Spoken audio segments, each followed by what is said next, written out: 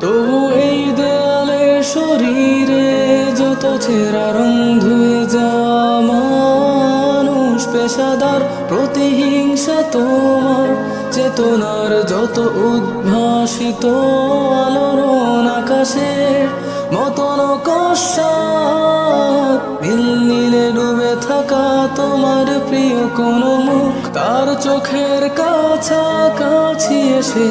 কেন পথ ভেঙে দুটো মানচিত্র একে দুটো দেশের মাঝে বিধে আছে